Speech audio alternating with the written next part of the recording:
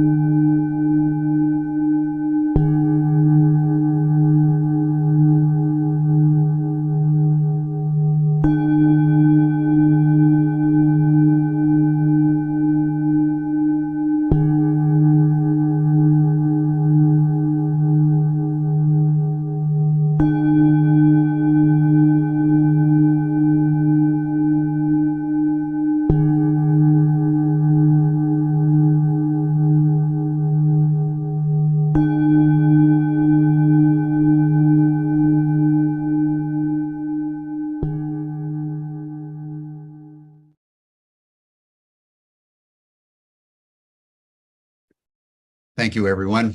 It's always so good to breathe as one as we begin our programs and consider all manner of issues pertaining to our world as it unfolds, careening as it is in our time from one crisis to another, knowing that in every crisis, there are opportunities to be seized.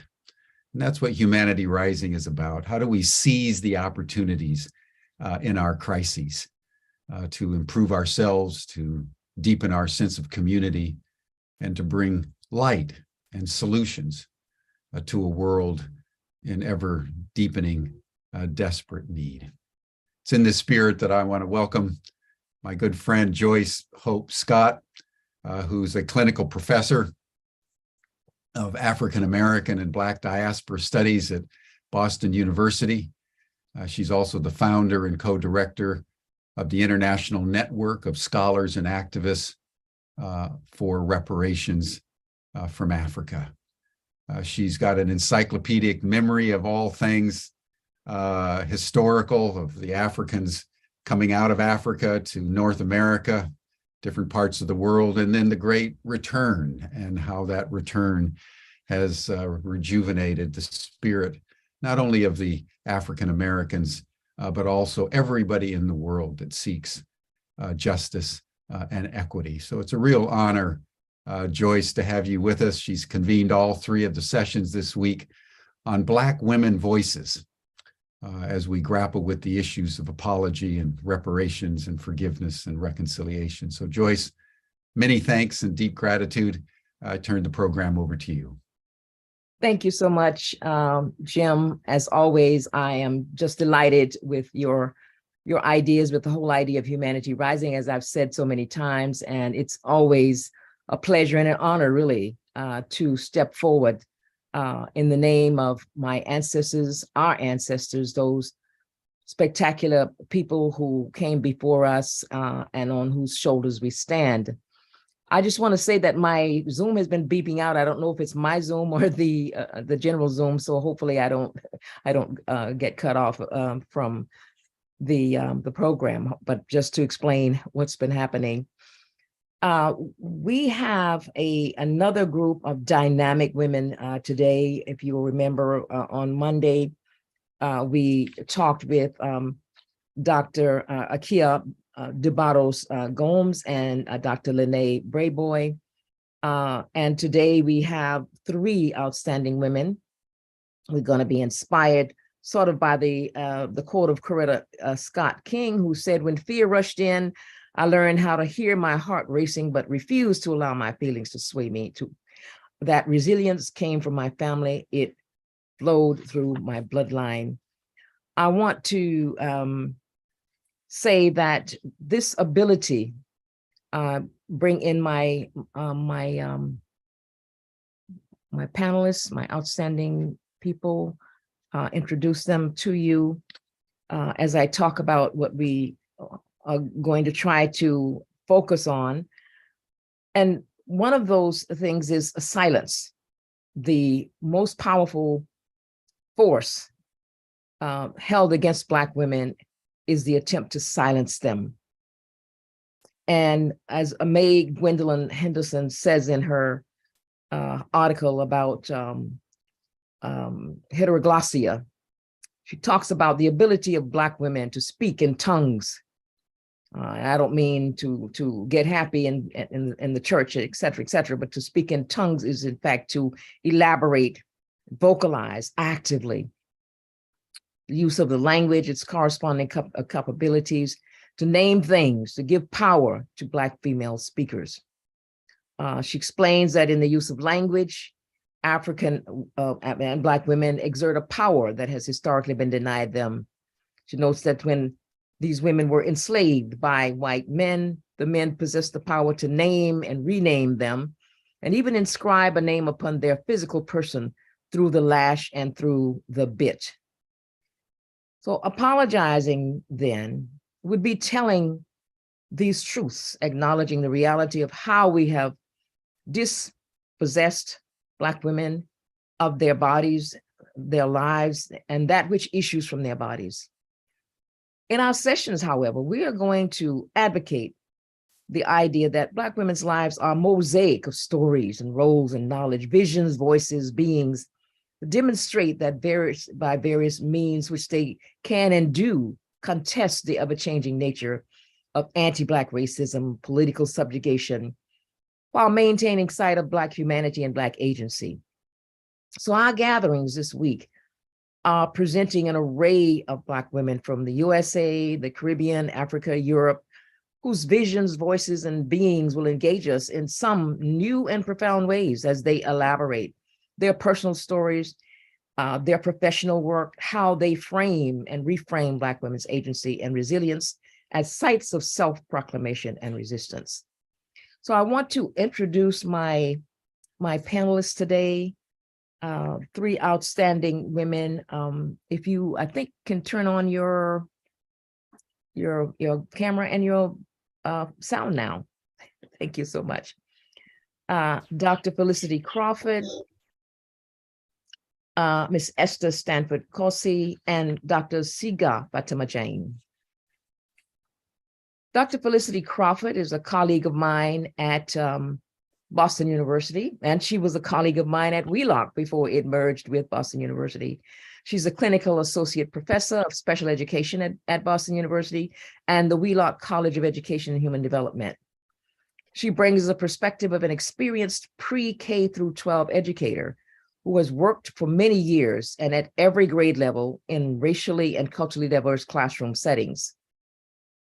Prior to coming to Boston University, Wheelock, Dr. Crawford served as project coordinator at the University of Massachusetts, Boston, where she successfully recruited, supervised, and taught several cohorts of master's level students seeking dual licensure in special and general education at the secondary level.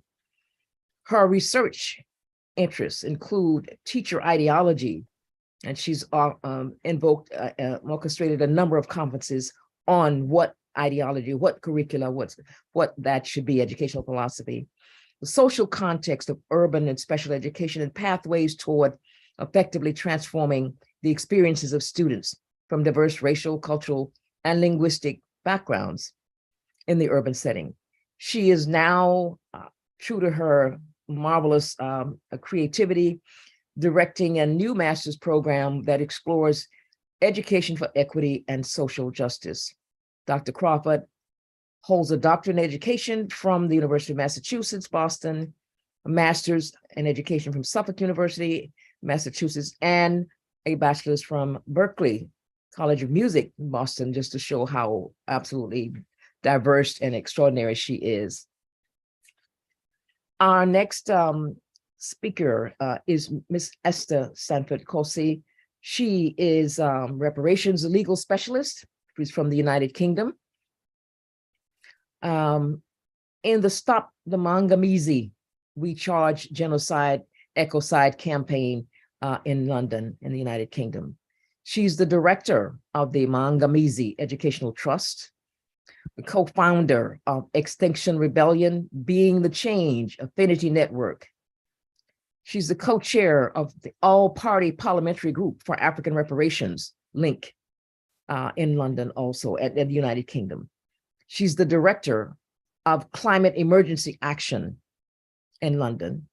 She's a service specialist in Anti-Slavery International and a lecturer, module convener at St. Mary's University, also in London. And her and all of these ladies' bios are just extraordinary. We just don't have time to put all the things that they do and the extent to which my sister Esther is involved in the whole international reparations, planet repairs movement.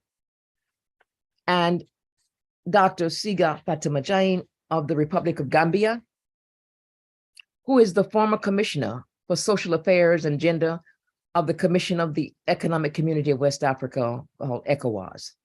She's an academic of international acclaim. She's a former assistant professor in English and African diaspora studies and women's studies at Spelman College in Atlanta. Former lecturer at Codestria, Gender Institute in Senegal, and St. Mary's University in Halifax, Canada. She's a founding member of the University Senate and vice chairperson of the Governing Council of the University of the Gambia. She was front and center in restarting that university. Past positions in the Gambia, they're numerous. She was executive director of the National Women's Bureau, director of UNFPA, gender director of UNICEF's advisory program, former board member of the National Commission of UNESCO, sorry. Under her, she has coordinated, developed communication strategies for the implementation of the decentralization processes in the Gambia, including the Gambia's Millennium Development Goals.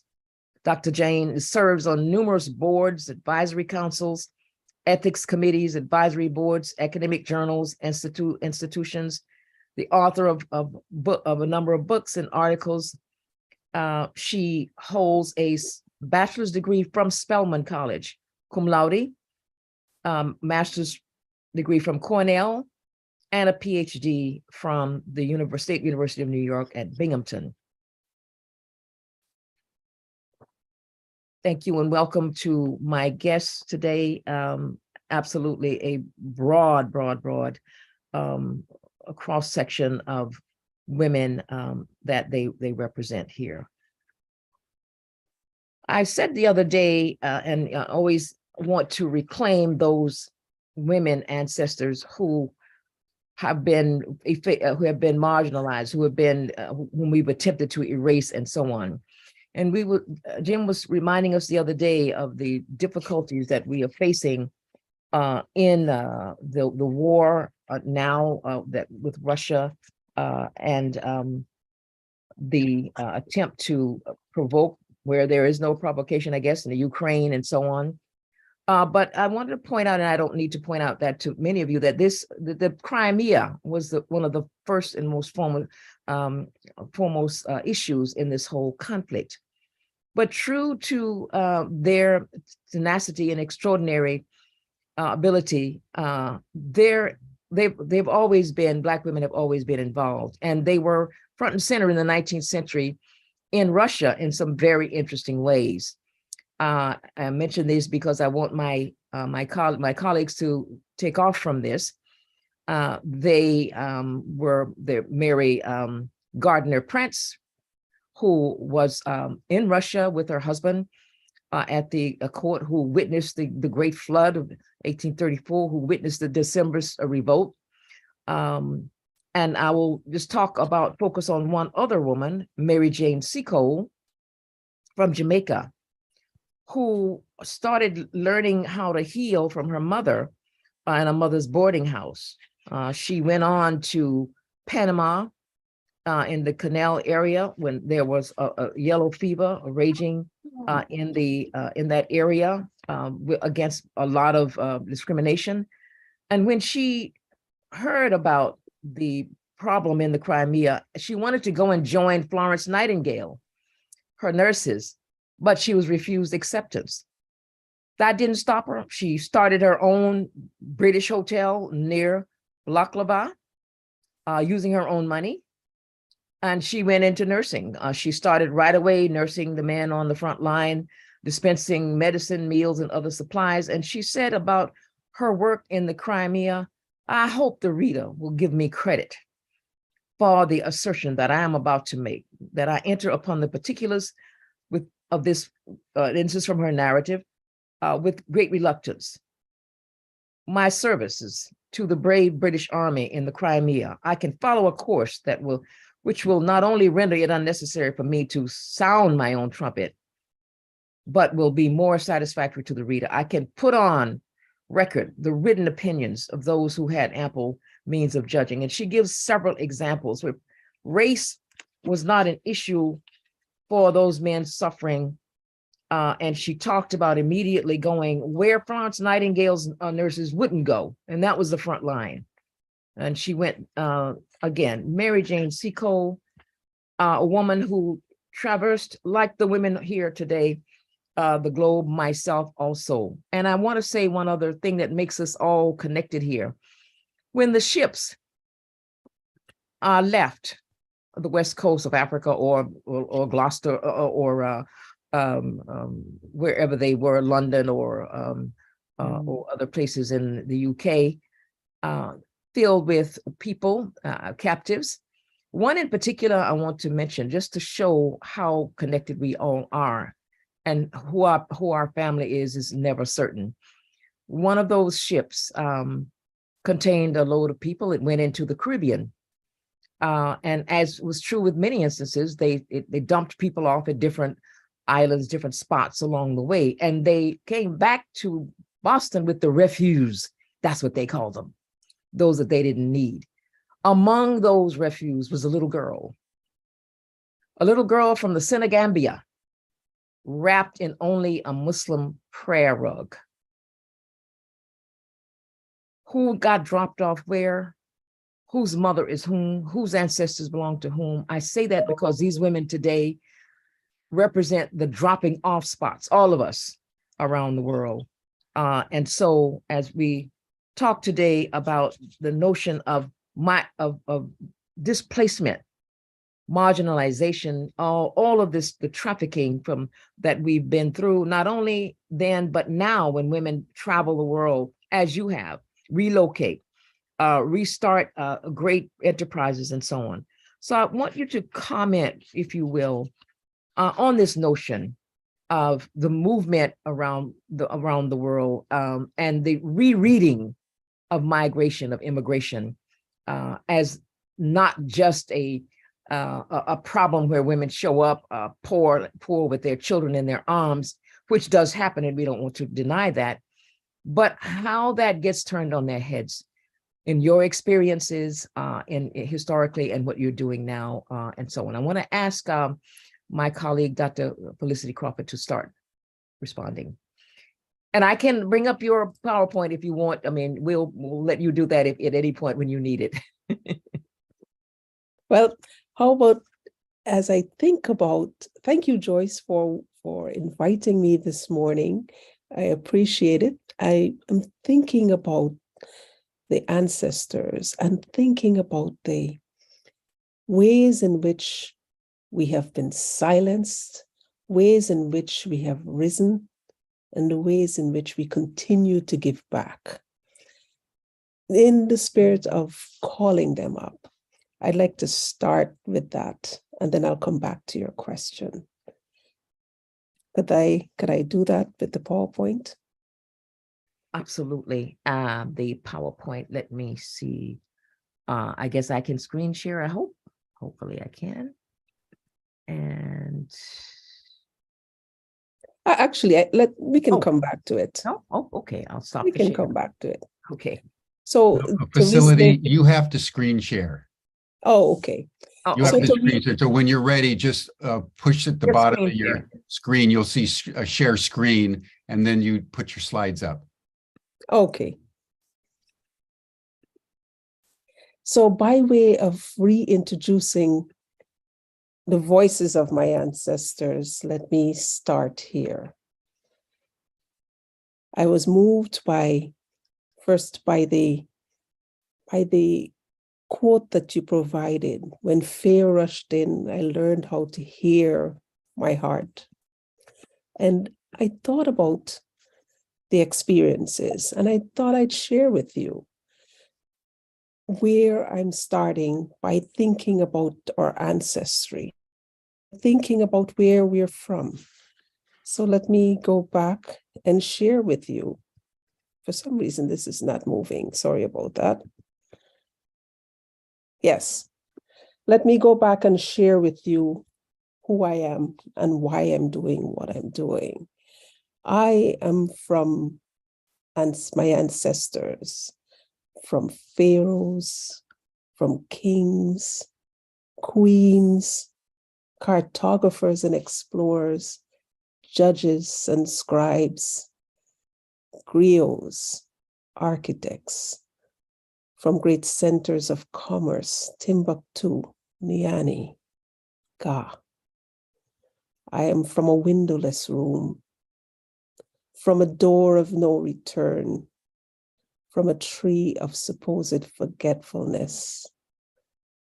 I am from fighting, kicking, and resisting the wretched bowels of ships filled with time and again with my brothers and sisters who jumped, who writhed in resistance, jumped in defiance and rebelled unceasingly. I am from being forced to toil in a place that perpetuated the elimination of indigenous peoples and cultures, only to replace them with settlers.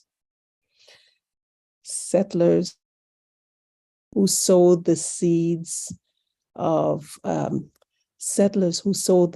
exploitation and then entrapped my forefathers and mothers for generations. I am unbowed, unrepentant, unbroken, unsilenced. I'm a bridge builder, a collaborator, a change maker with a commitment to making life better for the sake of our children. This is why I'm here. This is the work of many who came before me in the Caribbean, who are fighting all types of exploitative experiences, both here and in the diaspora, across the world, across the Black Atlantic. And as you asked the question, Joyce, about what I see are the women from the Caribbean thinking about in Great Britain and in other places, one thought that comes to mind is the challenges that we face as Black women with respect to the invisibility, both in healthcare and in education, and the ways in which we have been ignored. Been ignored as folks who've been seeking out that which is ethical, that which is appropriate for humanity. That's where I would begin, with the lack of access to the very basic requirements for healthy living, for healthy well-being. Thank you so much. Thank you very much. Sister Felicity, thank you so much.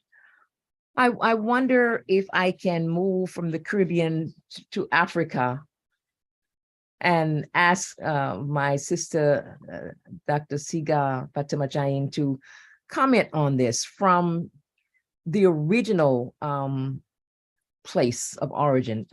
Felicity, you may want to just stop sharing. Mm-hmm. Okay.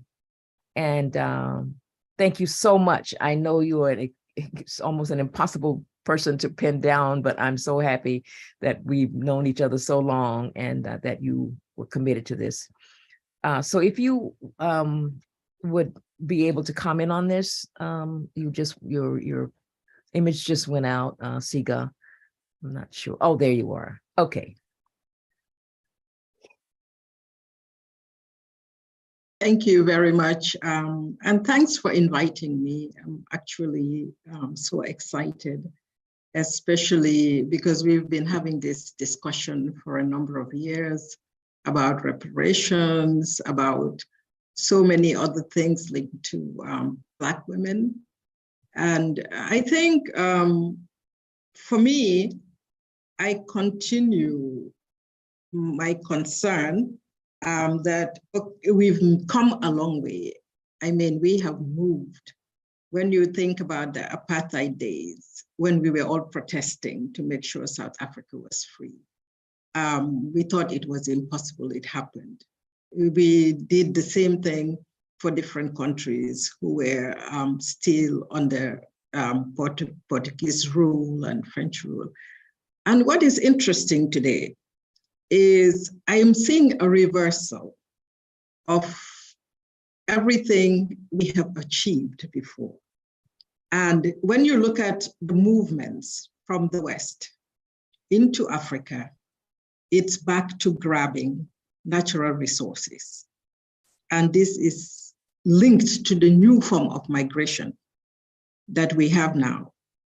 There are little resources left in Europe, so they're depending on Africa. It's not just Europe, it's China, it's all the countries around the world who are now depending. There's a rush to be friends with Africa so that they can come back and exploit the natural resources and also the people, because with this new coming, what is happening is they're dealing with few people who are making loads of money from their own people, and who are not thinking very clearly on whether they should even sign any agreements, and most of the agreements are not good agreements for the future of Africa. And I think what has been helpful is that link that the Africans have with the Caribbean, with African Americans in the US, in Britain, in Brazil, all over the world. Because as a diaspora, we have come together over the years to work as one. And I think that is now helping us, because we have African Americans who are back and from the Caribbean and from Europe who are now back staying in Gambia and in other African countries. And I think it's making a difference, because they're able to work with us to find a way of making sure that the exploitation that happened during slavery, during colonization, is not going to happen again. Because I was just reading before we got on that the Prince Charles and the Queen are not going to wear the controversial crown with the gem that South Africa wants back. So I think that's a step where people are becoming conscious of these issues. But the one problem we have too is the issue of migration. And now the thing is, it's big. Europe doesn't want Africans to go because they're coming, through the back way, taking boats. And what is amazing is that they don't do their homework, because 80% of movement of Africans is within Africa. Because when you look at ECOWAS, over 90-something% of the movement of West Africans is West Africans going from their relatives' countries. You're in Senegal, you're going to come to Gambia. You're going to go to Guinea-Bissau, because it's the same people. You're going to go to Guinea. So that kind of migration is the biggest migration we have. But the sad part is, as somebody who was in charge of trafficking, that's the new face now that we're seeing. That's the new entrant into this kind of assault on Africa at this point. They're taking our young women, and mostly to Arab countries, as so-called workers, but most of them come back dead because of different issues. They're not paid well, they're treated very badly, they work 24 hours a day. They're just slaves, and they have reopened slave markets. We have to be honest here. Slave markets have been opened up in the Arab world, and they're now dealing in Africans, especially the women, more women than the men. And these are issues, I think, like when you were talking about Phyllis Whitley, I just thought that, yes, she arrived, everybody knew she was Muslim. We even know the village she is from in Gambia. And she came, she progressed, she did well, but now these young women they're taking, they have no choice in their movement, just like the ones who were taken earlier.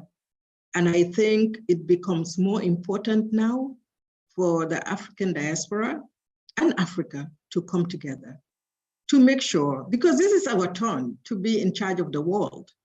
All the resources are with us, and everybody wants them, and everybody is doing everything they can to get the resources. So I think this is the perfect timing for us to come together. And this migration should be a migration back to Africa.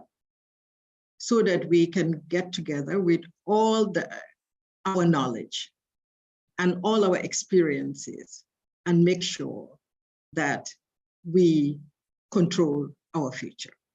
And the wonderful thing that is also happening is that we're getting more and more women in the political system who are very adamant about doing things the right way, where they can come and talk to men and they agree, the women are not going to, because they know what we have lived through during slavery. It just didn't affect America, it affected Africa because we lost a lot of our people during slavery. And who did they take? They were taking the educated people. They were taking the people with skills, the people who were needed so much, the young people. And I see a repeat of that in this quest of crossing the Atlantic to Europe, which we are doing everything that we can do to make sure it stops. And also advising the young people that they're just going to go and sell themselves into slavery, and they're not going to be given all the things they're being promised. And I think this is where it's going to be important for reparations. It's reparations and also stopping the West from coming, now not for our artwork and our people, but now coming back to get our oil, to get our gold. It's an open secret that all the gold of the Francophone countries is in France. And that is what backs their currency. And the CFA, they're controlling how much money we spend and what we do. And that's the whole problem you're hearing about Mali and all of them is about that. That's why they're saying they have to move out of this franc zone. Like Guinea has been out of it for a long, long time. So these are the coming issues.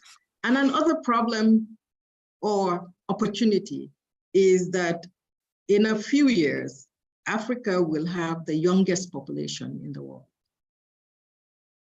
And the wonderful thing is this is a population that is educated, that is going places, that wants to change the world.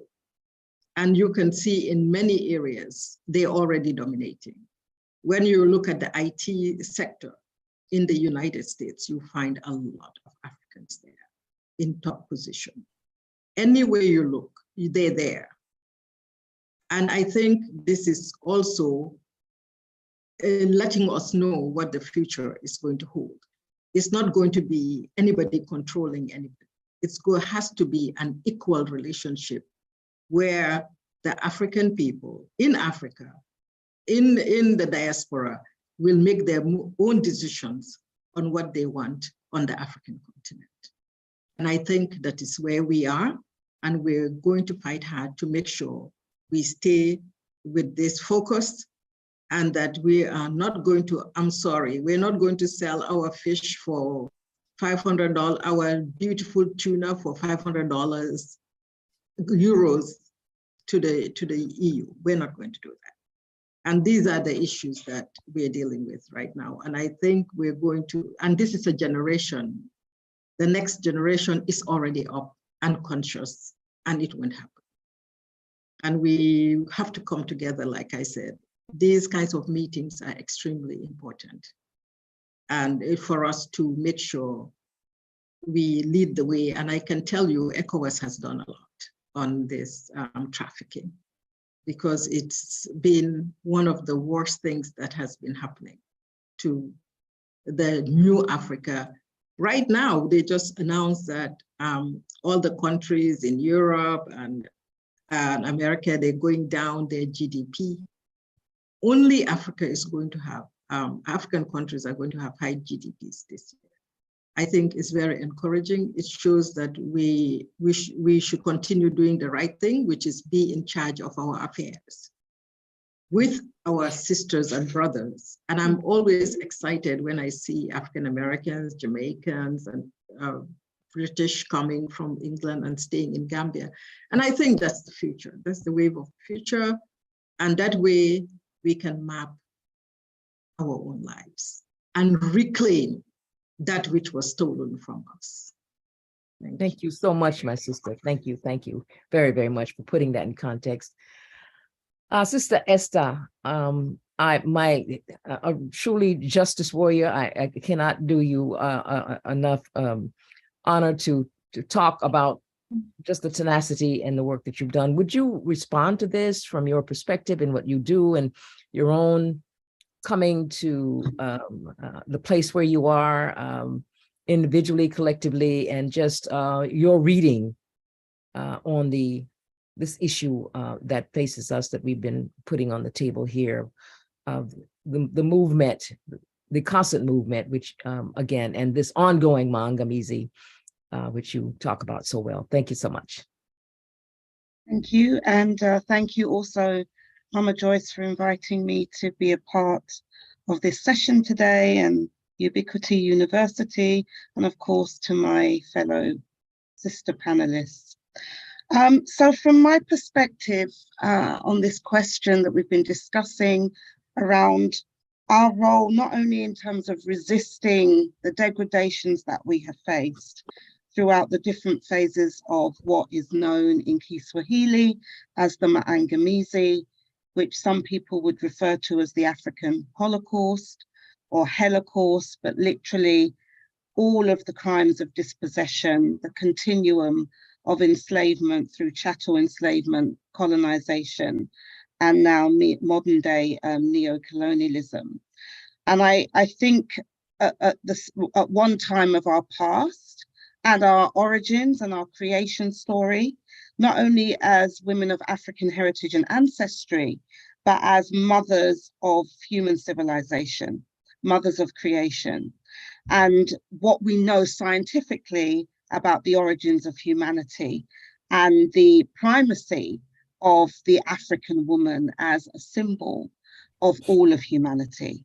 And then I juxtapose that with what we have been through and what we have continued to survive.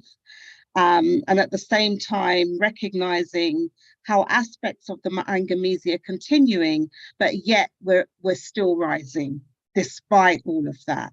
And I think that really is an indicator of not only our story, but the human story, the human journey, and how people who have been subjugated and oppressed really end up being the ones, or have a special mission and responsibility and duty to actually not continue or internalize, to try and find ways to stop internalizing the manifestations of that oppression within ourselves. But how do we now use our own experiences to transform ourselves, our condition, our reality, and of course, by extension, humanity? And so I would say my work and my sort of approach to this subject matter that we're discussing today is really all bound up in my activism as a reparationist, as a decolonial reparationist, I have to say, because there's a lot of talk about reparations, and of course there's lots of movements for reparations or reparatory justice, but they're not all the same thing, and there are different goals and strategies and tactics. And one of the aspects of repair, which I prefer to say in terms of the root of reparations, is about how we undo these systemic and structural harms and violations that keep happening, not only to us, but also have been happening to other people. And so my work as a reparationist located in the United Kingdom and as a Pan-Africanist woman has always been about seeing the global in our local. That's one of the unique aspects, I would say, of organizing of many of us who are active on reparations in the UK as women and other people, is that we have a global perspective, because we find ourselves in the British Isles as a result largely of colonization, dispossession, economic migration, and therefore we've had an opportunity to mix with and meet many other African people who also have undertaken different journeys. And that has helped us shape a broader vision of emancipation and of freedom and of the changes that we are seeking to make.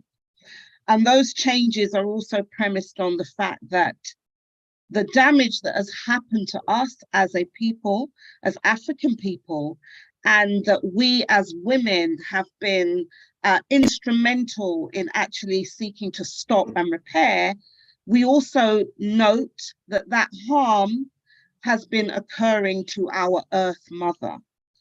And our Earth Mother, Mother Earth, Pachamama, Nanaya Saseya, there are many different terms that are used to describe Mother Earth. Our reparations activism has to bring about the repair, not only of us as a people, and obviously linked to that then, the repair amongst the different members of the human family, but then by extension, the repair of our relationship with our Earth Mother that gives us all life and sustains all life. And so when I look at the situation of African people, and I look then also at the situation of what is becoming a very, very important agenda in the so-called global north, and in truth across the rest of the world where we come from, is this whole question of the climate, worldwide climate and ecological crisis. But we don't see that as this crisis that is separate from us. It is actually very much embedded with the dispossession of us as indigenous people, the dispossession of our ways, the killing of our knowledge systems or the attempt to kill our knowledge systems, and forcing us as subjugated and colonized peoples in the past into a way of life that actually became a death style. And we are seeing the impacts of that today, that is imperiling all life on Mother Earth. And it is most impacting on those of us who are the indigenous peoples of the planet. And so we have a historic mission and duty to ensure that our repair efforts are transformative, in the sense that we have to seek to restore that which has been taken and that which we continue to be denied, which is why trafficking in terms of modern day enslavement of historic communities have been enslaved still continues, because we have not yet regained that which was taken, which is our sovereignty. And what we have now are not only colonizer nations, but corporations and other kind of NGO entities who are continuing to deprive us from having access to the lands that we have traditionally stewarded, access to the resources that come out of those lands. And that is a manifestation of the modern day Maangamizi, modern day colonization, modern day coloniality. And so that is really where I center my work, which in the talk of reparations, or in terms of movement building for reparations or reparatory justice, we recognize, and I'm part of many different structures. I'm also a co-founder of INASAR, the International Network of Scholars and Activists for African Reparations, with Mama Joyce. But we have been very focused on exploring, researching, popularizing the notion of planet repairs.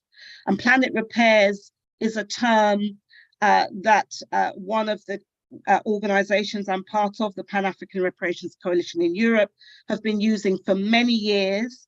But under the auspices of INASAR, we came up with a particular framing of planet repairs that really looks at that sort of nexus between reparatory justice, environmental justice, and cognitive justice. And also recognizes that in repairing these wrongs that are impacting us intergenerationally, that we also have a responsibility to repair and restore our relationships with our Earth Mother. And that whole question of people's struggles for sovereignty. So where we talk about African sovereignty, indigenous people are also organizing to restore, have restituted their lost sovereignty as one of the solutions to actually the climate and ecological crisis, when we recognize that it is the first peoples of the earth who are the ones who have been protecting Earth's ecosystems for centuries. And so the lands that they continue to be dispossessed of, what people are arguing for and organizing towards is to have their relationship to Mother Earth restored, so that we can transform our situation, not only for ourselves, but also what this means for the rest of humanity. And so the vision of repair that I'm organizing towards with many others, not only within the UK, but in Africa, in Abya Yala, the so-called Americas, everywhere on the planet in truth, is this notion of a repaired Africa that we refer to as Ma'at Ubuntu Man, which is a Pan-African union of communities that is premised on restoring African indigeneity and governance systems that really resist the 1884, 1885 borders that were instituted at the Berlin Conference, that continue to separate African ethnicity and nationality from each other. And when we look at much of the civil unrest, conflicts, resource kind of conflicts that are going on in our motherland, we can see a connection between the dispossession of people there, and many of them no longer able to live in the places where they were born, and therefore having to cross the Sahara, cross the Mediterranean, endanger their lives because their lives have been made literally unlivable. And that is the magnitude of the problem. But we know that we cannot just see the repair in a sort of isolationist way, because we as the first, our repair will also catalyze the repair processes already underway of many other members of the human family. And so as Pan-Africanists in many of the structures that I'm part of, we recognize that our whole repair process will also bring about a new world order, what is referred to as a post-reparations global order that we call Ubuntu Dunia, which is really a multipolar world of pluriversality that guarantees global justice for all. And that is a huge vision that we are operating with in a global way. So having that global vision in our local and national domestic context, and liaising and organizing and struggling and creating and recreating and co-creating with many others who are similarly trying to undo the harms of colonization and also bring about a new world that we have to bring about, because the ways, the dominant economic models, the dominant political models have actually resulted in this crisis. So that is really, I guess, an introduction to some of my work and the perspectives I share on this whole question of migration and the traveling routes that we have undertaken as women of African heritage and ancestry, but also how therefore our bloodlines running throughout all members of the human family means that our vision of what has been damaged and therefore what must be repaired and what must be restored must be an ever expanding vision. Thank you so much, Esther. Wow, all of you, for just this marvelous response, which I know you are so deeply engaged in. This is just absolutely magnificent. I was thinking as you were speaking, and all of you on a very similar tone, a note about the repair. Repair is a recurring theme that came up. For all of you, there's repair. You certainly have drawn on the powers, not just ancestors in general, but women in your lives, women that have inspired you directly from family or other historical sources or whatever the case might be. And I was also thinking about the writer Saidiya Hartman, who wrote the book Lose Your Mother. And you know, in the business of this trafficking, of this movement and so on, how many orphans were created? African Americans have created a song back in slavery. Sometimes I feel like a motherless child, and indeed that is a point of reference. So one of the things that Africans here in the U.S. said when they were freed, in terms of what they needed, it was a place to heal. Healing came first. Healing from the trauma and the separation, the motherlessness, the breach between, i.e. the motherland and the diaspora, and the exileness that has continued to be the case. With that in mind, we hear all sorts of figures thrown around. People want to call reparations. Somebody asked me a couple of weeks ago about whether or not people could call what I thought about the movement reparations idea for people who wanted to pay folks' rent or buy them groceries and things of that nature, and was calling it reparation. And I said quite blankly, that's a slap in the face. You know, how can you call paying someone's rent and buying them groceries reparations? It's a great thing. It's a nice human, you know, philanthropic and brotherly, sisterly kind of thing to do, but don't label it reparations. The people themselves, which is one of the things that Sister Esther and we all say in Osar, the people of the affected communities have to speak on this. And that brings us back to really what the overarching title of this project is apology, atonement. We'd say repair, healing. What would it look like? How could it happen? What would it mean? Is it $100 million from the church, or is it $30 billion from JP Morgan Chase, or what is that? You know, what is it? What goes along with that? Is apology a part of it? And what is apology? Is it saying I'm sorry and we did a wrong thing? You know, and I talked about the fact that it contains all these pieces in traditional African society. It has to be ritual. There's a ritual attached to it. You know, it has to be, you have to consult and see what needs to be done, first of all. So what to you, with all of that being said, how can apology, what apology, who needs apology, and how can we apologize to the mothers of civilization that we have dispossessed?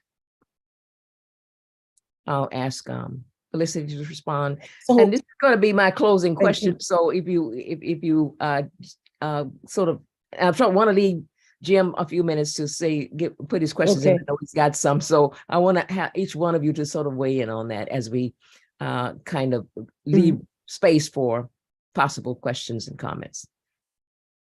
As I think about repair, what comes before that is not just an acknowledgement of what is, but there's a process of rehabilitation that has to happen. And part of the rehabilitation that has to happen must include a focus on re-educating us about the harms that were done. So I'm going to talk for a second about education. To say that educational institutions promulgate a legacy of racism is to implicate some powerful force in determining other people's behaviors. But what we are dealing with here is not just a legacy of racism itself, but legacy racism or conscious, invidious practice that are unfair, inequitable, widely acceptable to most people. And for comparison, let's consider the ways in which legacy admissions and other justificatory ideas that rationalized discrimination have been promulgated. The concept of legacy racism really emphasizes choice that institutions make at no social cost, except to the victims of racism, many of whom today, because of chronic stress, and I'm back at the health issue here again, are succumbing to diseases, underlying inflammatory disorders at rates that exceed that of our white counterparts. You know, the connection, if we think about rehabilitation and repair, we have to think about what is happening with Black women, even here. The connections between stress, chronic inflammation, chronic disease has been well documented. And stress is induced by psychological, physiological, and environmental stressors that my sisters have been identifying. It's persistent, and it could lead to significant neurochemical and hormonal and neurotransmitter alterations, which precipitate chronic inflammation. Think about the health of our people. Racism imposes high levels of stress on its victims, and the high levels of stress imposed on the victims as a result of racism result in what scholars have called weathering. And Black women are at the forefront of that problem. It's the early health deterioration, the chronic morbidity, the excess mortality that disrupt various systems in the body. These disruptions are due to the high effort that is needed to cope with the chronic stresses that result from social and economic adversity and political marginalization in our racialized societies. The high effort causes an increase in an individual's allostatic load and the wear and tear on the body and brain from being stressed out. So excess stress, in other words, has damaging health consequences for our people. And we have to begin to reckon with that. We cannot repair only by giving people money. We have to think about the current context within which people are living, the struggles that they face, the chronic diabetes, the high rates of hypertension, the asthma that our children are facing, and begin to reckon with the environmental context or conditions under which they're living, with few trees around where they live and a whole host of other issues. So reparations or repair, as I too would like to say, must begin with rehabilitation. We have to think about the way in which we re-educate ourselves, the way in which we reckon with the current context, and the ways in which we systemically address the health outcomes of our people, particularly Black women who give life. And if we think about what's happening here, especially in the US, where Black women are dying at much higher rates in childbirth, it warrants us paying attention to this. It is a crisis that we're facing that we must consider in any conversation about repair. Thank you so much. Absolutely. Thank you. Absolutely. You hit all of the key points here. Health, number one. Absolutely. Sister Siga, can I get you to weigh in on this issue of atonement, apology, repair, or healing that Black women or African women that we need, or however you see that? I totally agree with exactly what she just said. Our biggest problem now is the culture of the food we eat now. Everything we're eating in Africa, in the majority of Africa, is imported from Europe, from America. Our farms have been taken over by mostly, it's not being discriminatory, but it's mostly the Chinese and the Indians who have taken over our farmland. And our governments have signed accords that are not, and we need to discuss these issues. Governments who are signing accords that are not great for their own people. Right now, there's a plan, of course, to dump poultry from the US to Africa. And with all the chemicals, we know what will happen. People are eating food that their ancestors never ate. People are eating food their mothers never ate, or their grandmothers.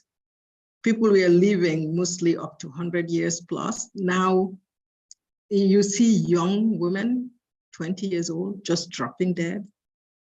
And it's later that they will say it's a heart disease, it was a stroke. You see more young people having strokes as teenagers going to school. So these are very serious issues, especially women dying in childbirth. It's so much of that in Africa. So much of that. The access to healthcare is an issue. And the quality of healthcare is an issue. Because when you look, and there's a link, when you look at especially West Africa, so-called British West Africa and the other British colonized people, all our nurses are in England. We have to discuss this. And in America, and we are the ones who spend the money to train them. Yet they're offering them so much money, they're leaving the health sector in chaos. And this has been a problem that is getting worse by the second. And this is another way. What are you going to talk about atonement? Where's the atonement? It's the same thing when the Belgians said they were going to return the artwork to Congo. What did they return? One piece. The same thing with the British. What have they returned to Nigeria? And these pieces, we have to be very, we have to understand this, are not just artwork. These are pieces that people, these are ancestral pieces for our peace of mind and our religions. These are the pieces we need to practice our religions. And they were taken away from us and Christianity brought to us. And these, I think, the atonement is like we just talked about, the stress level of people in Africa is at an all-time high. The number of strokes, cancer, from contaminated water, contaminated food, it's just too much.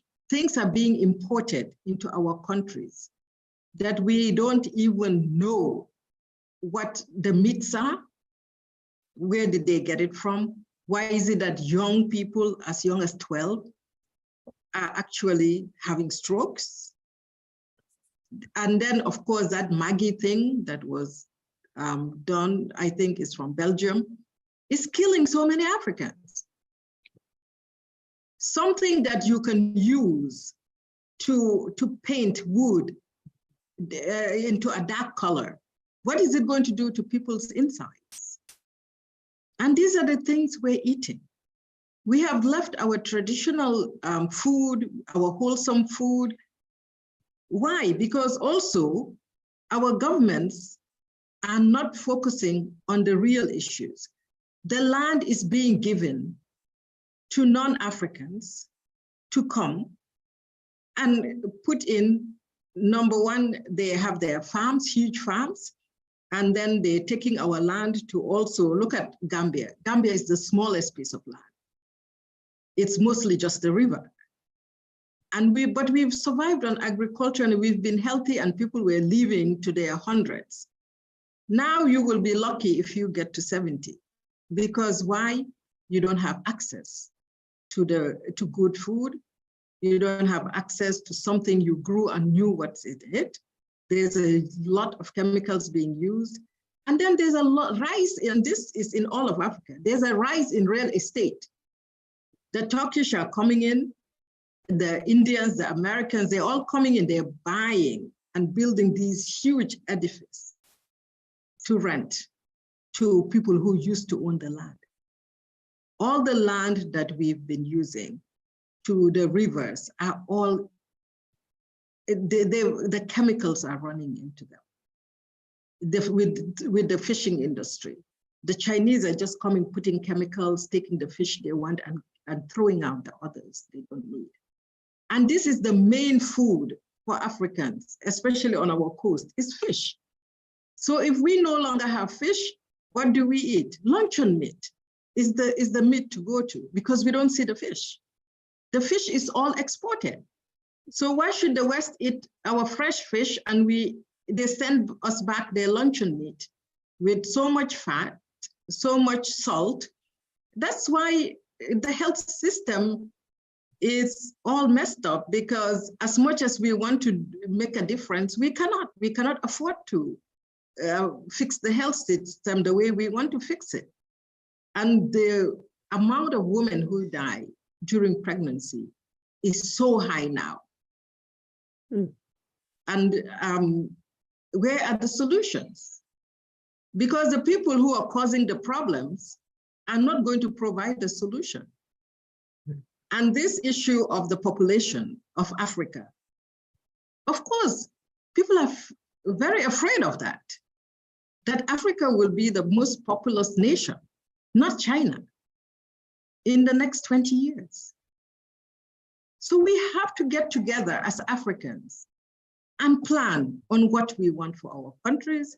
Some countries have stopped it. They have stopped European countries coming to get their oil. They have stopped them coming to get their cobalt. And I think if more African countries do that, and we have the support of our diaspora, we will get there. But people are tired of fighting. You don't even have the energy to fight because you don't have good food, good nutrition to even get out of bed to go and do the fight. So that's why most of these young women are being trafficked, and young men, because they think they can go and change their families' lives. Instead, lives gets worse for their families, especially when they come home in body bags. So these are serious, serious issues that we are grappling with. But regardless of whatever is done, Africa is going to have the biggest population, and most of the world is going to be living in Africa. It has been established with all the research. The statistics show it. So we have to plan well. We don't want people just coming and dumping on us. We have to go back to what we want. We need our farms. We need our fresh food. This thing of stress, the stress level, I've never seen so much stress. I'm sorry. I grew up in the 60s, and the stress I see the young people now go through, I never even imagined it will ever happen in Africa. I'm really, really shocked that we have come to this level in just this very short time. When I was growing up, I remembered my mom's oldest sister. She died at 113. We have her baptismal certificate. And this woman, I mean, then most of the people were living up to that, because we have a lot of islands, and island people usually live for a long time. They said because they're surrounded by water or whatever. But now, when you're lucky, like I said, to go to 70, from life expectancy, from 100 and something down to what? You know, it's very serious, and we need to take it seriously. The environment has been polluted, and that is where we lived, and that is where we had the fresh air that we were breathing. Now you go to the beach and it's eroding because of misuse. And so these are the things we have to come back to. Africa has to, again, be that cradle of civilization, which it was. We were in charge of the world, and we're going to be in charge of the world again. And the Bretton Woods institutions will have to leave, because they're the cover for this private sector thing, and they're the cover. We have to work on that. We have to make sure when they come, they don't bring us 30-year consultants. When we have people with 60 years experience in the same area, they will bring their 30-year-old consultants to tell us how we should run our companies. I think this is the key. This is the center of what we need to do. And when they called, America was the last country to call the African leaders to a meeting. By then, most of the cake has disappeared. So there's hardly any left for the US.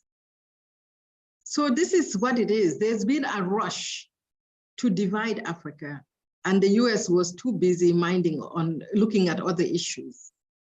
And when they turned around, they have lost everything. But we need to really focus on the food is critical.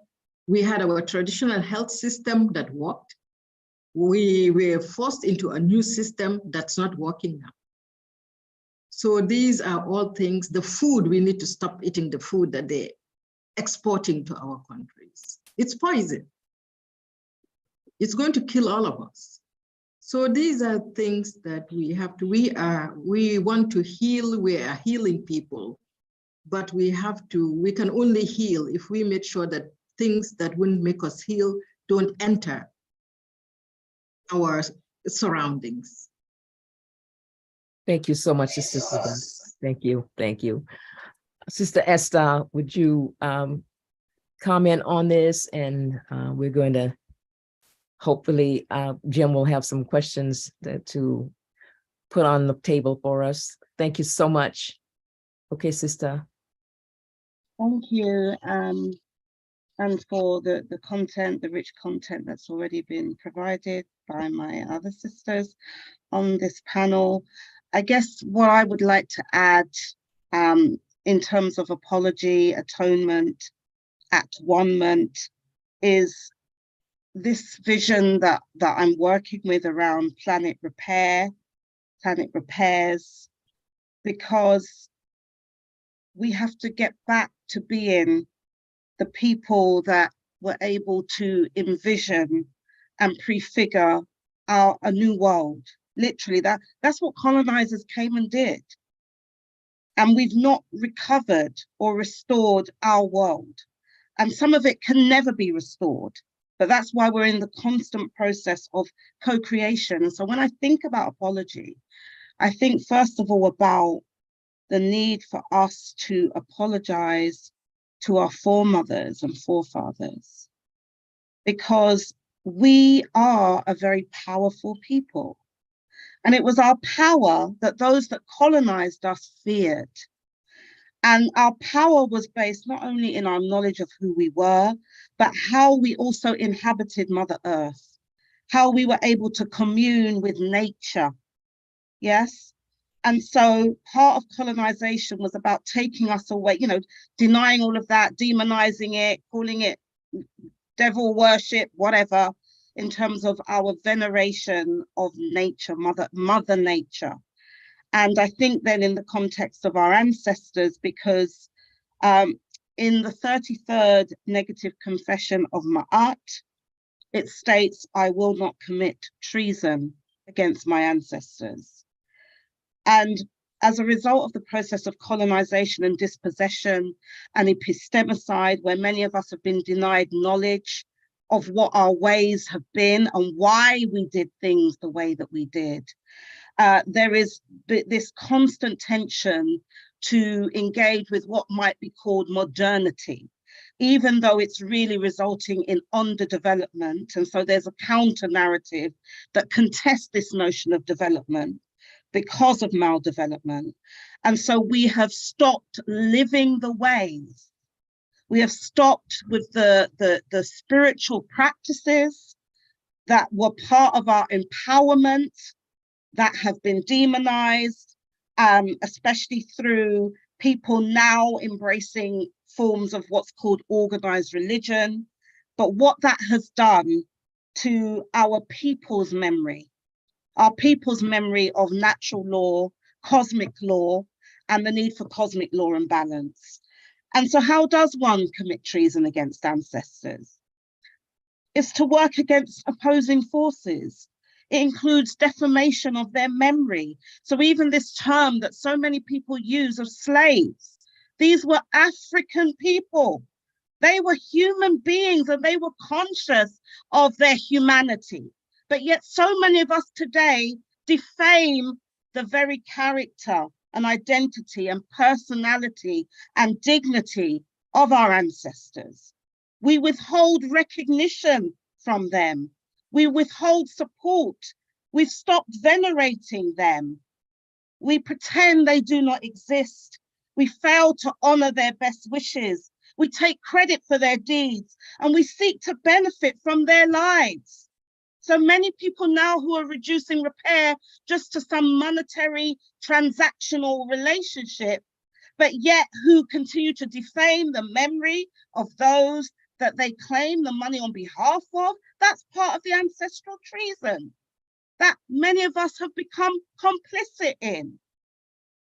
It is also about not exercising accountability in our lives, not carrying on our ancestral duties in faithful commitment to the best of the vision of our peoples, our foremothers, violation of taboos that we knew that are happening today under the guise of progress and modernity, adopting lifestyles, behaviors, values, and attitudes which create disequilibrium, unbalance in the self, in the family, in our communities, in our societies, in the pluriverse. That's an apology also to self. Yeah, and it's in that process of reconciling self and the community of self, not in this sense of westernized individualism, but in our communitarian cultures, the self is collective. Our societies are societies of the ancestors, they're societies of the unborn. Today, 414 of Humanity Rising. Today we're going to okay. Yeah, so that's for me what part of the apology is.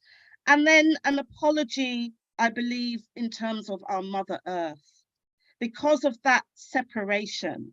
And that apology is being operationalized in praxis through the notion of rematriation, which is what African people and many indigenous people are already in a process of. And that is our returning of the sacred to our mother. Yeah, it's not just about a physical return to a motherland.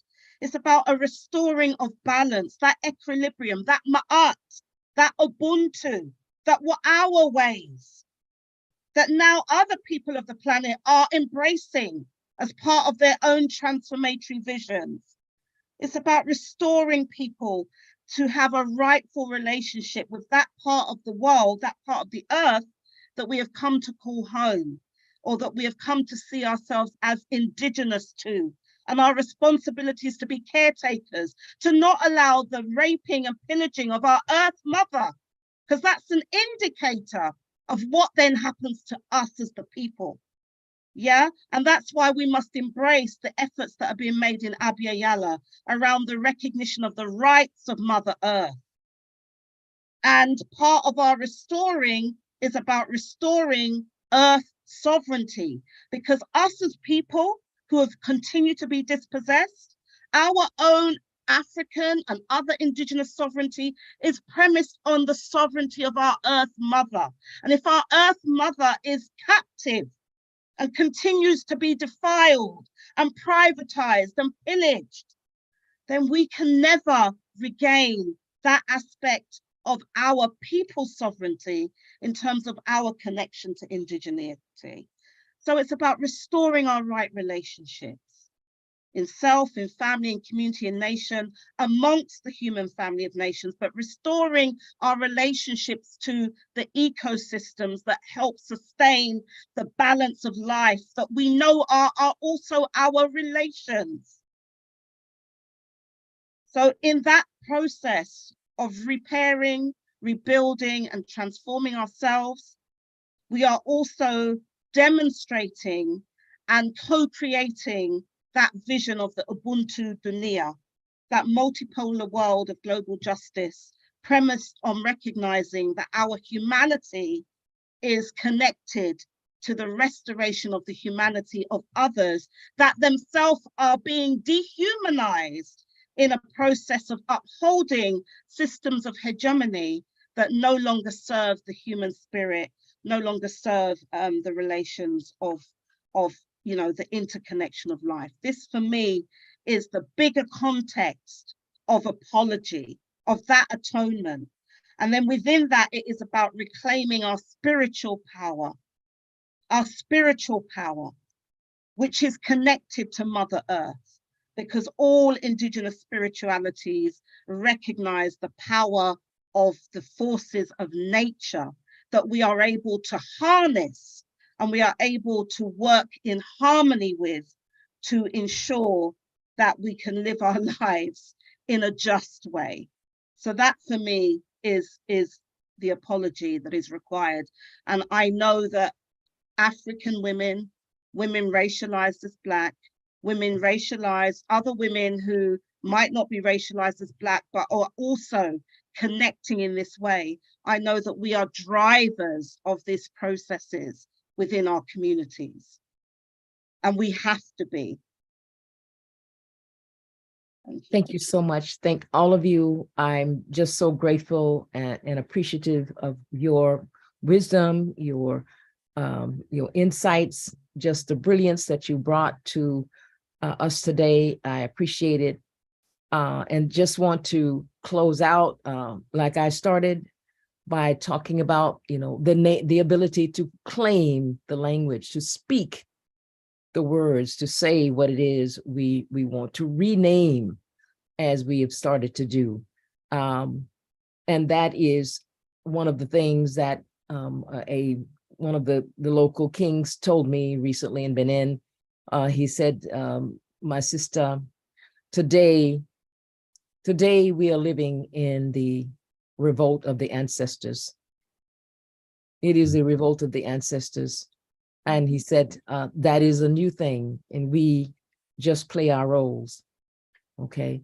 And I think about what that could possibly mean. Toni Morrison talks about the desire to, if I wanted to, she said, go and grieve for my ancestors in this land, the Americas, to pray for them or whatever. I wouldn't be able to find anything, not a tree, not a stream, not even a bench by the side of the road is established to those ancestors, those young, millions of young people marched across this country, the US, from Virginia and North Carolina to the cotton belt of the South to build it after, thankfully, the Haitians gave us the Louisiana Purchase. It's the silence, the voices, the bit in the mouth again that we have to remove and call a thing what it is. Thank you so much. Peace and blessings. Share. Wow. Thank you. Thank you so much for this this dialogue. I'm a little speechless just taking it all in. Let me make just a general comment, and then maybe each of you can have a final word, and we'll bring the session to a close. But what is striking me, to your point, Siga, is, I'm so sorry to hear that the Africans that you're observing are in a world of escalating stress, debilitated ecology, rapacious corporate greed, because that's what's happening in the United States. That's what's happening in Europe, and the stress levels in every country in the world now are just going dramatically upward. And so anxiety disorders, depressions, mental illness, particularly among the youth, addictions, crime, domestic violence, alcoholism, every indicator is going up in an increasingly unhealthy way. And to your point, Felicity, I've just finished a book by Gabor Mate called The Myth of Normal. And he's making the general point that you're making, Siga, that at every level, modern life is being turned on its head from what used to be normal to serve the corporate profit machine. And the stresses that come out of that are creating all kinds of diseases. And the stresses are accentuated by race, gender, and poverty. Those three. And so that means that women of color suffering in all three categories are bearing the brunt of the rapaciousness that we have allowed the global corporations to, without restraint, to exact on the planetary ecology in countries all over the world. In the United States, for example, in the 1970s, Americans were the healthiest country in the world. In 2023, we rank 50th, under Croatia. And you know, that brings me to the point you made so powerfully, Esther. You know, we've come to the moment where it's got to be planetary care. You know, and that the apology that we need to make is not only to each other, not only to our own bodies for the way that we're treating them through the food that we consume and the air that we breathe, but to the larger ecosystem that is crying out like people all over the world. We've been treating ourselves like we've been treating the planet, and we're now teetering on the brink of self-destruction. And that's why I think, you know, what you said, Joyce, about what the king in Benin said, we're experiencing the revolt of the ancestors. That I hadn't heard that before, but that just, you know, went right into my heart, because I think that's true. Because the ancestors are with us, whether we believe they are or not.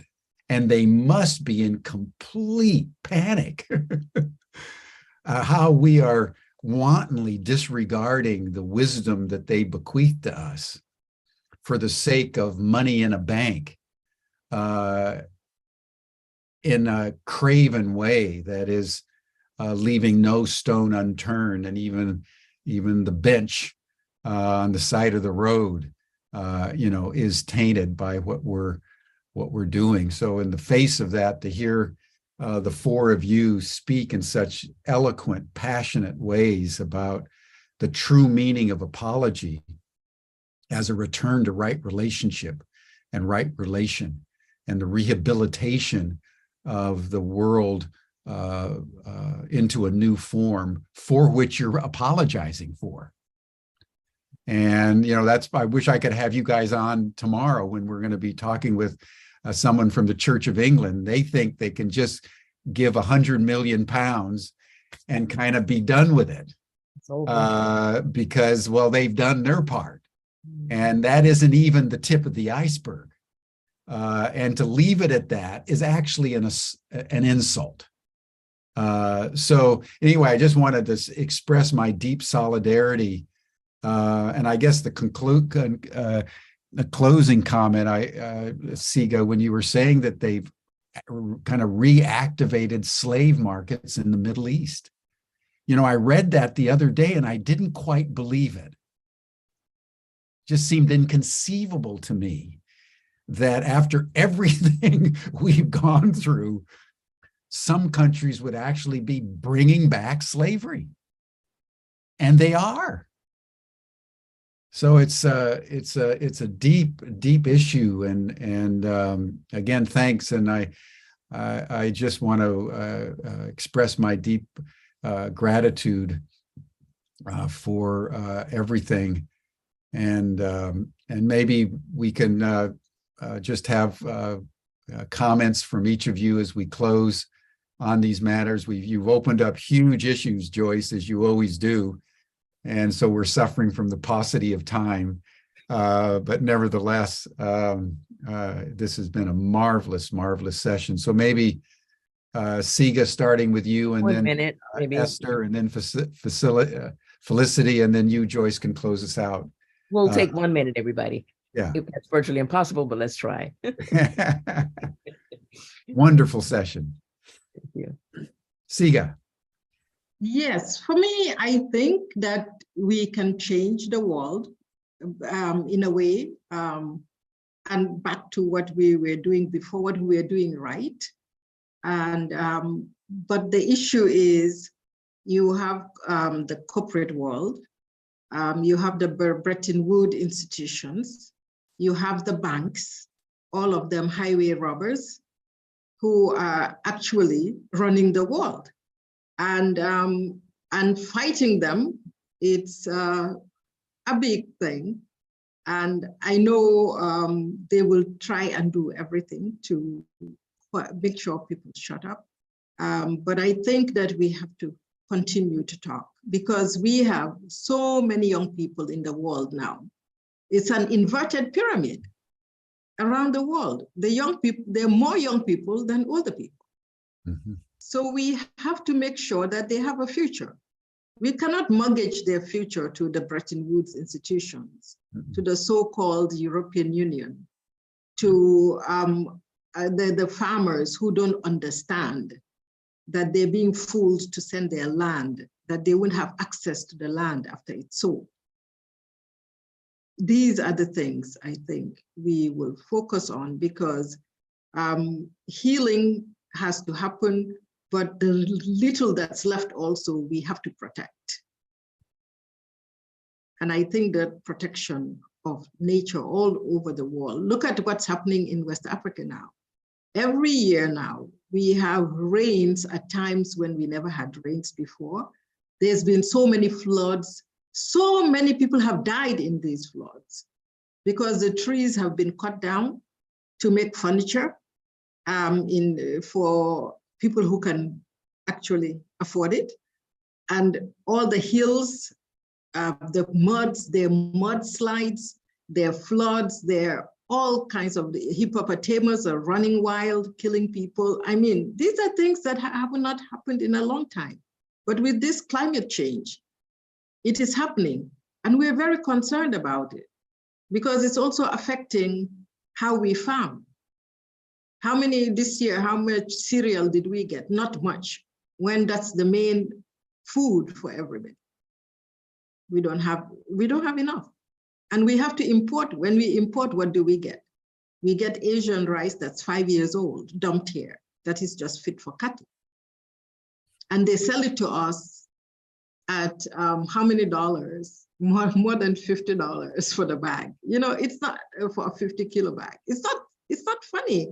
When we were growing our own food all along, now we don't have access to our land, because they've been sold, like I say, for real estate, because they've discovered that this part of Africa is very beautiful and they can have the best weather all year round. They can stay here, no snow, nice breeze, the ocean, everything. And they're not thinking about the people who they're displacing or their livelihoods at all. Even the baboons in Gambia, we had a monkey park. Guess what? It's gone to developers. It's down. And that was probably the coolest place in the country. It's disappeared. So these are the issues we're dealing with. And Gambia is a small country. We're talking about this at a larger scale in the other, with huge, huge populations. West African population is the biggest, especially ages 0 to 15. Can you imagine? We have to plan for them.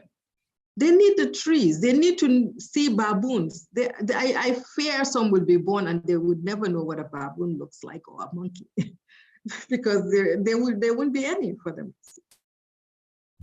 So it is a sad thing, but like Charles Dickens will say, it's the best of times and the worst of times. I end with that quote. Thank you, Siga. Esther. In closing, I would say we're in a polycrisis, and we've all mentioned the ecological dimensions of that, the climate and ecological dimensions of that. You know, the increasing ecocide, which has within it genocide and the ethnocide of peoples. And so I'm also conscious of, in a desire to respond, we're going to see an increasing amount of eco-fascism, narratives of overpopulation, of people who are non-white that the planet must be rid of. And that is something that we have to confront. But I want to leave us with two words, one from Arundhati Roy, who reminds us that the corporate revolution will collapse if we refuse to buy what they are selling, their ideas, their version of history, their wars, their weapons, their notion of inevitability. And she also says, another world is not only possible, she is on her way. On a quiet day, I can hear her breathing. And finally, Professor Wangari Maathai, who reminds us that we are faced with a challenge that calls for a shift in our thinking so that humanity stops threatening its life support system. We are called upon to assist the earth to heal her wounds, and in the process to heal our own. Beautiful, beautiful. Thank you, Esther. Felicity. Unmute. You need to unmute. There we go. Subjugated, marginalized in our own lands. Opportunity deserts constitute the sum of ever-expanding gaps, barriers, and disparities that have been identified by my sisters and by numerous other scholars are really problematic. In order for systemic change to occur, constituents must develop the thorough historical understanding of how the problems develop, but it's not enough to just do that. We need to collaborate very intentionally in order to bring about the changes that are necessary. Thank you. Thank you. Thank you so much. Right. Joyce. I'm reminded of something I heard many years ago when I first went and stayed in Africa for a while. Malian colleague of mine who said that every time, well, who reminded me of the statement, he didn't make it up, that every time an old person dies, a library burns. And what I'm conscious of here, perhaps that we haven't said enough about, we're looking, we're in this teleological frame of mind when we think we're moving towards something that's better out there in linear progression or whatever the case might be. And I want to offer the idea that it is indigenous knowledge that we need to turn to. It's what we really mean by rematriation. It's what we really honor in terms of planet repairs and so on. It is really what we mean by cognitive knowledge, where we appreciate the knowledge systems of everybody that has come before us. People have been on this earth Africans have been on this, have been functioning as societies 50,000 years before the rest of us came out of wherever we came from. You know, how is it suddenly they might not have any answers to what the problems are? Okay. The idea that there might be something that somebody who is not in a university can tell us that might be the path to restoring the ecosystem, the path to healing. I was looking at a program of a young woman from Chad, essentially. She was talking about her grandmother, who was the weather forecaster, who taught them. They were pastoral people, and they moved around. And the question was, well, how do you know when to move, and how do you know where to move to? And she said, well, one of them is my grandmother. She watches everything. You know, she watches the birds, she watches the ants, she watches the other little things, how they operate, and when they move, we move. Okay, it's a coexistence, it's a synchronization with the earth, and this is what we need. You know, I don't buy the idea that our answers are going to come from the labs and white white colored classrooms in buildings, high rises in Boston or New York or London or whatever the case. But I don't buy the idea that may be where our answers are coming from.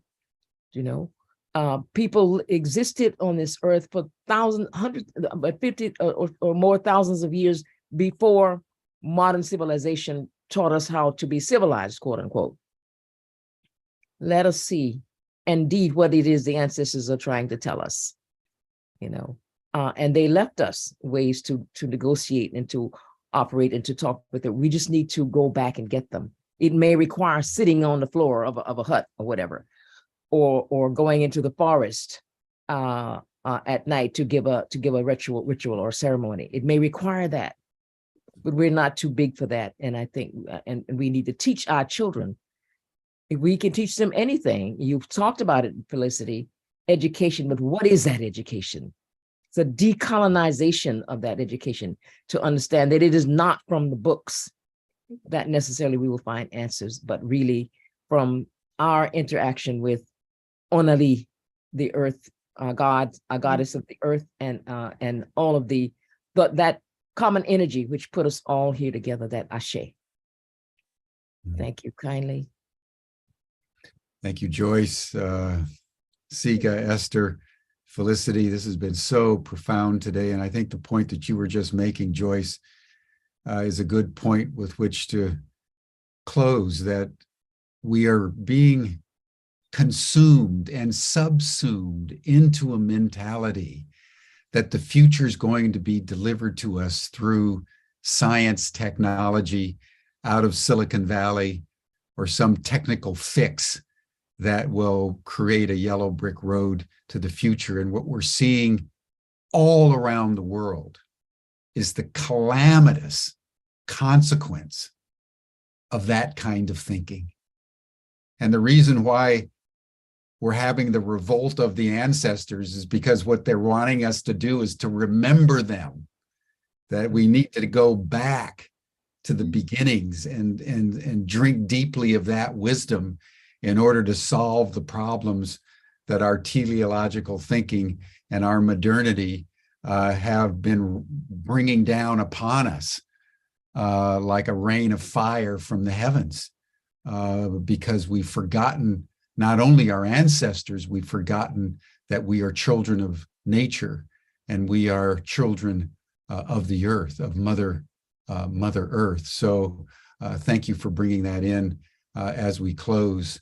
And that'll be all that we can delve into today, everyone. Joyce will be back with another group of women on Friday. Tomorrow, as I say, we'll be hearing from the Church of England.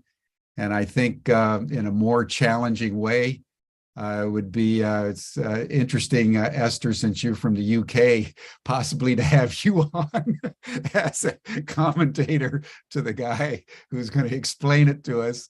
But each day we're trying to go as deeply as we can into these kinds of issues. So I really want to express my deep gratitude for what you've brought to us for today. You're all excuse me, you're all welcome to the after session chat group. You'll see the link in the chat box, and we'll see you all then again tomorrow for the next session of Humanity Rising. Thanks so much, everyone. Bye for now. Thank you. Thank you. Brilliant session.